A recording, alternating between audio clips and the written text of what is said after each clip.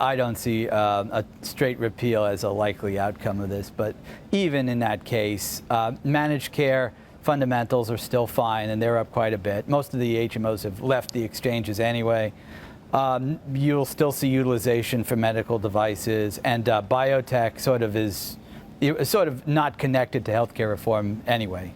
Right. And that was sort of my second question. And that is, in terms of the sector rotation, it probably started even before the notion of a Senate bill was in place. And in particular, the biotech rally that we've seen was not underpinned by any sort of health care bill whatsoever. So you see that there is still strength, that investors still want to pour into these sectors?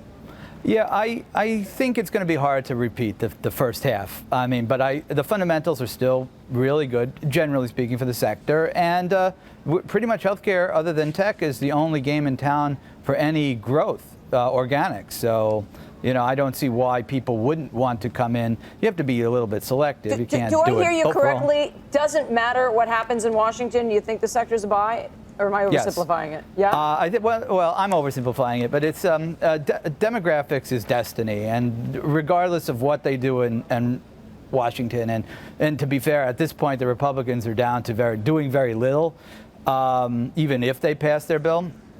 I would say the underlying people are going to be sick whether the Republicans repeal Obamacare or not. And so on a valuation basis and a risk-reward basis, healthcare is in pretty good shape. Again, you have to be selective. You can't just throw money at it, but managed care, medical devices like Boston Scientific, and others. Okay, though, you were beginning to go where I was hoping to lead you, and that is to be selective here for us and tell us where you think the targets of opportunity are. Medical devices like Boston Scientific. Give us some other thoughts. Right. Well, some managed care, say United Health is sort of the bellwether. I mean, that's another one that's had a terrific run this year, but it's probably still a buy. We still own it. Some of the under-the-radar companies, Cotiviti, they handle basically the plumbing of claims. Again, you're going to have more medical claims. It's good for them.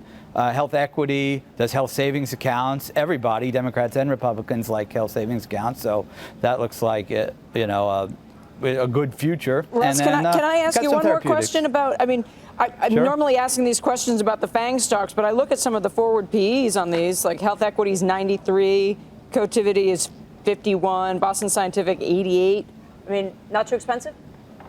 Well, those numbers include a lot of charges and things, so it is lower. I would think more look in terms of top line growth. And I think, as you alluded to, they're still cheaper than the FANG stocks.